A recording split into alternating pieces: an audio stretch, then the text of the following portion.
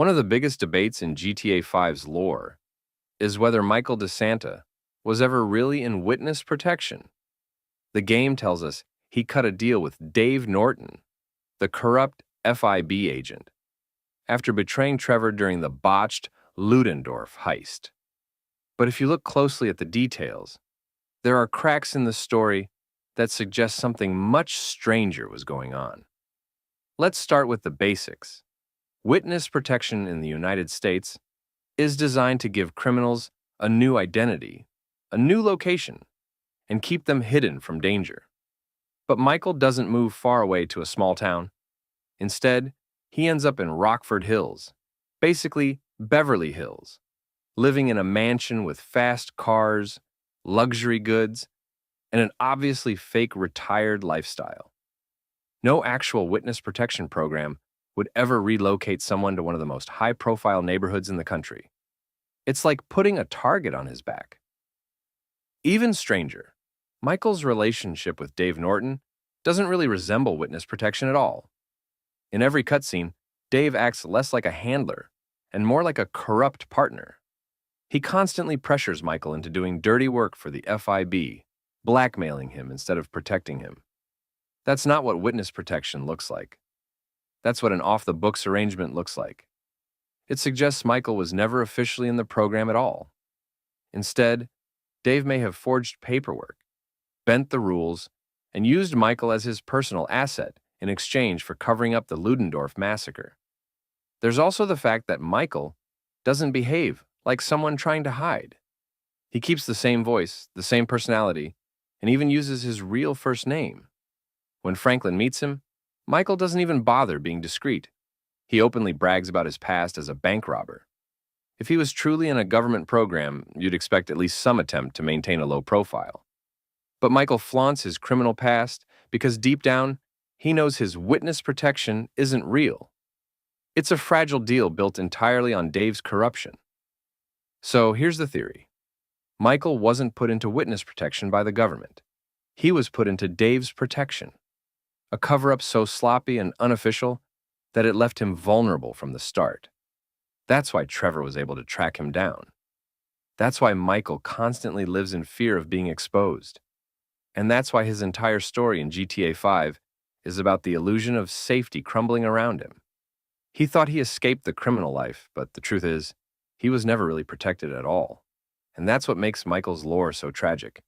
He didn't outsmart the system, he just swapped one dangerous world for another, trading the mob for the FIB.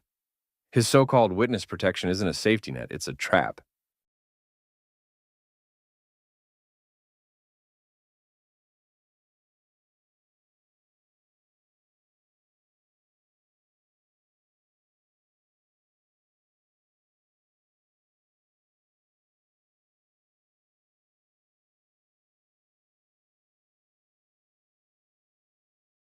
The snowy prologue in Ludendorff, North Yankton, sets up the entire story of GTA 5.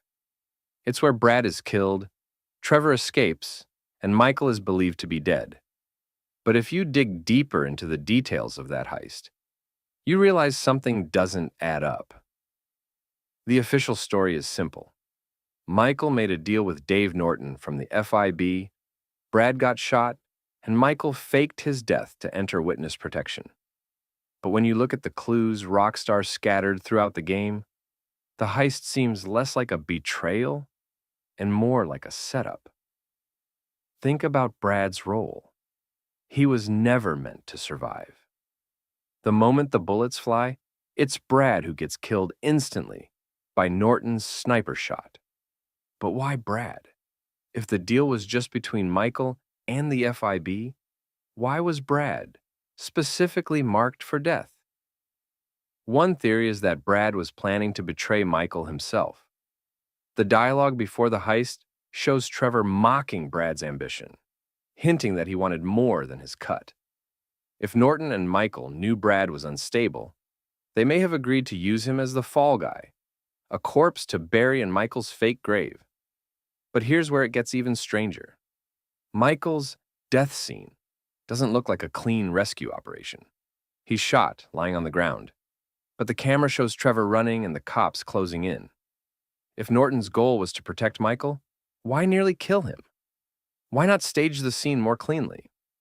The answer could be that the FIB wanted to test Michael's loyalty. By injuring him and making the escape look sloppy, they ensured Trevor would never stop questioning what really happened. Trevor's paranoia was no accident. It was part of the design, a way to keep him chasing ghosts, while Michael quietly slipped into his new life. And let's not forget the gravestone itself. When Trevor returns years later, he finds Brad buried under Michael's name. That means for nearly a decade, Trevor was visiting a grave that symbolized betrayal on both sides. Michael's betrayal of Trevor and Dave Norton's betrayal of the truth. Rockstar could have left Brad's body anywhere, but they specifically tied his corpse to Michael's fake death, a detail meant to show how blurred loyalty and identity are in this world. The Ludendorff Heist isn't just the job that went wrong. It's the foundation of GTA 5's entire theme, lies stacked on top of lies. Michael didn't just betray Trevor, he betrayed Brad too, and even his own sense of honor. The FIB didn't just save Michael, they manipulated him into a trap. And Trevor didn't just lose a friend that day, he lost the truth, forced to live with a question mark that haunted him for years. So when you replay that prologue, don't see it as a simple botched robbery. See it as the moment everything in GTA 5 was set in motion. A deal sealed in blood, betrayal, and a fake grave that still hides secrets we may never fully uncover.